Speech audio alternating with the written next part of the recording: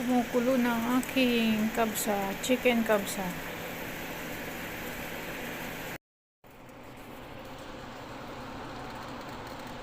Ito na guys yung ating rice.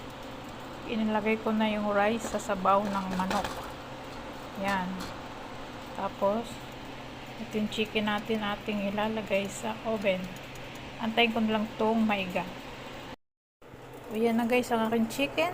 Ilalagay ko sa oven. Aantayin ko na lang siya na uminit. Tapos, ito naman yung rice ko. Yung tubig niya pinag-alisan ng manok. Diyan ko niluto yung kanin. Diba? Masarap yan. Ito na guys ang aking luto. Chicken kabsa. Luto na. Kakain na daw ng aking alaga. Sabi niya kakain daw siya ng